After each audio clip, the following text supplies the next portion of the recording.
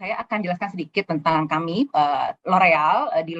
L'Oreal sendiri di Indonesia kita sudah sejak tahun 1979 dan sudah 36 tahun kita bermanufacture di Indonesia ya, punya pabrik di Indonesia. Dan itu adalah pabrik kita yang pada saat kita luncurkan merupakan pabrik terbesar L'Oreal di dunia saat itu. Ada 17 brand yang kita pasarkan di Indonesia dari 35 brand yang grup L'Oreal miliki. Nah, untuk pabrik kami sendiri, sejarah 36 tahun manufacturing di Indonesia, sedikit ulasan saja bahwa kita merupakan pabrik pertama di Indonesia yang menggunakan energi hijau dari PLN melalui mini hydro di Keraca, kemudian pabrik pertama juga yang mendapatkan sertifikasi LEED dari US Council. Kemudian pabrik ini juga kita pusatkan sebagai satu-satunya pusat produksi L'Oreal di Asia Tenggara untuk domestik dan ekspor. Dan pabrik kami juga bersertifikasi halal dari MUI. L'Oreal sendiri kami punya punya slogan atau punya purpose, yaitu create the beauty that moves the world. Jadi bukan hanya memproduksi produk-produk kecantikan, tapi we want to create beauty that moves the world. Dan ini bisa dilihat mungkin cukup panjang, saya tidak akan define satu persatu, tapi we act to protect the beauty of the planet by fighting climate change, respecting biodiversity, and preserving natural resources. So basically sustainability merupakan at the heart of our purpose and action and mission di dunia. Kemudian next slide, komitmen komitmen sustainability kami, we call it L'Oreal for the future. It's about transforming our activities to respect the planet's limit. Dan di sini konsep kita supaya mudahnya gitu ya, mudahnya dimengerti, ada 3P. Yang pertama, P pertama adalah produk, yaitu about transforming ourselves to stay within the planetary boundaries. Gimana kita menciptakan produk yang prosesnya dari mulai how we take the raw materials gitu ya, how we produce, how we transport the product sampai ke tangan konsumen, itu adalah produk yang lebih sustainable. Kemudian people, P kedua, it's about empowering our business ecosystem. Jadi kita nggak bisa sendirian. Tadi Pak Emil juga menyebutkan gitu ya bahwa ini perlu sekali kolaborasi gitu ya dari semua pihak ya dalam topik sustainability ini, sehingga kita di L'Oreal sebagai bisnis juga tidak bisa bekerja sendiri, sehingga we have to empower our business ecosystem, baik itu our vendor, our supplier, our business partners, our employees, even our consumers basically. Kemudian dalam hal planet, is about contributing to solving the challenges of the world gitu. Jadi memang L'Oreal sudah menyisihkan 150 juta euro dana untuk diberikan kepada tiga topik. Yang pertama adalah circular economy, yang kedua adalah untuk regenerating nature, dan yang ketiga adalah untuk support vulnerable women. So this fund is basically managed by a third party yang akan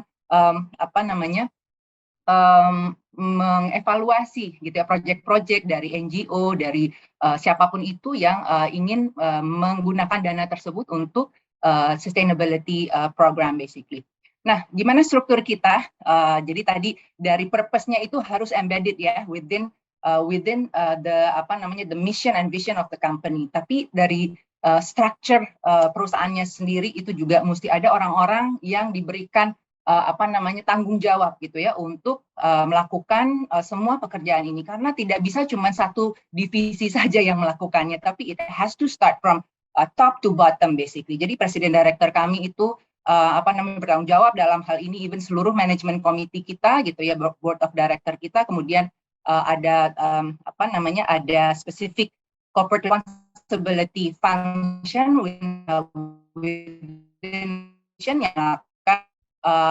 yang basically pekerjaan untuk menggather all the data dan keep up the progress gitu ya, melihat progresnya, karena semua progres kita hitung gitu ya, baik dalam hal pengurangan CO2, water, waste, dan lain. Dan ini semua menjadi kontribusi dari berbagai pihak, mulai dari our plant, our DC, our supply chain, general affairs, HR gitu ya, karena banyak sekali yang berhubungan dengan empowering our people, purchasing, finance, marketing, and everything. Seperti itu. Nah, ini mungkin cukup panjang, tapi saya nggak akan ceritakan satu persatu because our topic today is about manufacturing. So a lot of things we've done within our manufacturing activities gitu ya. kita sudah bisa mengurangi intensitas emisi hingga 85% sejak tahun 2005. Kemudian kita juga tadi saya sudah sebutkan pioneer dalam menggunakan energi terbarukan. Kita punya sistem manajemen sludge drying yang kalau Bapak dan Ibu bisa lihat gambarnya di sebelah kanan itu gimana kita mengelola limbah cair itu menjadi padat sehingga dari padat tersebut tidak terbuang ke landfill dan bisa diolah kembali. Kemudian instalasi air cooler air cool chiller, kita punya wastewater treatment juga within our plant gitu ya, dan seluruh lokasi kami baik office, pabrik, warehouse, dan sebentar lagi mudah-mudahan by the end of this year semua butik kita yang ada di mall, ada di di pusat-pusat perbelanjaan itu juga kita akan pastikan 100% zero waste to landfill. Dan kita juga sudah menggunakan penggunaan truk berbahan bakar biogas. So cara kita memanage all of this itu semuanya berdasarkan data dan kita review on a monthly basis, ada roadmap-nya gitu ya. Kemudian kita lihat mana yang progressing, mana yang good progress, mana yang sudah completed seperti itu. Specifically around komitmen mengurangi sampah tadi Bapak juga menyebutkan pada saat pembukaan gitu ya. Sesuai dengan PMLHK tahun 2019. Kita juga sudah punya komitmen yang lebih ambisius lagi gitu ya dari grup L'Oreal, di mana tahun 2030 kita 100% dari limbahnya akan didaur ulang atau digunakan kembali. Di tahun 2023 15% pabrik kita limbahnya akan berkurang, dan 2025 kita akan mengurangi sekitar 48% penggunaan virgin plastik di kemasan kita. Seperti itu. Kemudian gimana caranya kita prinsip kita untuk mencapai ekonomi sirkular tersebut? Tentunya yang pertama dengan pembatasan gitu ya. Pembatasan kita coba untuk mengurangi gitu ya, mengurangi penggunaan plastik atau kemasan kita, baik misalnya tadinya besar gitu ya, kita perkecil atau kita pertipis gitu ya penggunaan plastiknya gitu ya. Kemudian pendaur ulangan gitu ya, ada beberapa produk kami yang memang sudah menggunakan kemasan daur ulang. Dan yang ketiga tentunya dengan program pemanfaatan kembali. Ini mungkin yang berhubungan dengan inovasi gitu. Jadi L'Oreal menyisihkan dana untuk kita funding riset-riset yang berhubungan dengan kemasan-kemasan yang lebih sustainable gitu ya. Contohnya ada yang kemasan yang berhubungan yang berbahan dasar paper gitu ya. Kemudian materi-materi lainnya yang bisa menggunakan renewable sources basically. Manajemen sampah yang bertanggung jawab, zero waste to landfill di seluruh lokasi operasional kita sudah sebutkan, dan kita bekerja sama dengan Waste for Change dalam hal ini. Ini mungkin beberapa contoh aja gerai kami gitu ya. Contohnya salah satunya adalah brand Kiehl's kami gitu. Kalau bisa dilihat dari panel ini semua sudah menjadi satu toko atau butik yang bisa dibilang sustainable, dan kita akan bergerak ke arah fully sustainable gitu ya, even dengan waste-nya, dengan listriknya dan lain-lain. Ini sedang kita godok, mudah-mudahan akhir tahun ini bisa terjadi. Dan untuk Kiehl's sendiri, kalau Bapak Ibu belanja produk Kiehl's di www.kiehl's.co.id, parcelnya sendiri itu sudah green parcel, jadi tidak menggunakan bubble wrap, boxnya sendiri menggunakan box FSC dan seterusnya. Even merchandising seperti ini gitu ya, itu benar-benar kita satu persatu pastikan ya penggunaan daminya gitu ya, dan lain-lain, paper flowernya itu semua dengan menggunakan bahan-bahan yang sudah sustainable atau recycle. Brand kami yang lain yang juga sangat membanggakan buat kami adalah Garnier, di mana Garnier sendiri sudah memiliki program yang namanya Garnier Green Beauty gitu ya, di mana Garnier Green Beauty ini kita bekerja sama dengan apps e-recycle. Jadi Bapak Ibu sekalian yang ingin sampahnya dijemput, mau di toko, di kantor, atau di rumah, bahkan saya sendiri tiap minggu itu minta dijemput sudah ya sampah di rumah. Jadi kita tinggal memilah sampah kita, dan yang sudah bisa di-recycle itu akan dijemput langsung oleh tim e-recycle just on the touch of button gitu loh. Jadi Bapak Ibu tinggal download apps-nya e-recycle, kemudian foto, scan waste-nya, kemudian nanti Bapak Ibu juga mendapatkan insentif gitu kalau lama-lama sudah banyak gitu ya. Kayak saya sendiri sudah ada 96.000 khusus untuk tahun ini saja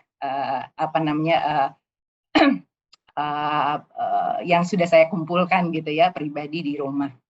Ini beberapa gambar saja mengenai penyebutan sampah dan konsumen dan Dropbox gitu ya. Dan kita juga tadi sebutkan ada yang namanya people gitu ya, produk. people dan juga planet gitu, di mana people itu penting sekali untuk membantu meningkatkan kesadaran masyarakat gitu, sehingga kita banyak sekali program-program yang kita gunakan, yang kita lakukan kepada konsumen kita untuk mengedukasi mereka bahwa let's do the green way gitu ya, supaya mereka lebih aware apa yang dapat mereka lakukan untuk berkontribusi terhadap greener planet. Nggak itu saja, tapi POS juga ya, kadang-kadang teman-teman, bapak-bapak, ibu-ibu bisa melihat banyak sekali kalau kita di FMCG itu kan banyak detailnya gitu ya, POS yang kita taruh di dalam toko-toko atau di supermarket atau di convenience store gitu ya, itu semua sudah kita ubah ya, yang tadinya dulunya itu pakai akrilik, sekarang kita sudah gunakan dengan FSC carton base gitu ya, dan kalau bisa kita ulang kembali pemakaiannya sehingga tidak sekali pakai dibuang seperti itu. That's we've been doing that as well. Ini juga kita kerjasama dengan Shopee, jadi kalau Bapak Ibu bisa melihat atau mengunjungi warehouse-nya Shopee yang ada di Jabodetabek, itu semuanya untuk khusus program produk-produk kita, pembelian produk-produk kita Garnier, Maybelline dan juga L'Oreal itu sudah menggunakan kemasan yang ramah lingkungan gitu ya. Mulai dari flood liner sebagai pengganti bubble wrap, perekat kertasnya menggunakan selotip plastik gitu, dan kardusnya juga menggunakan sertifikasi COC dari FSC.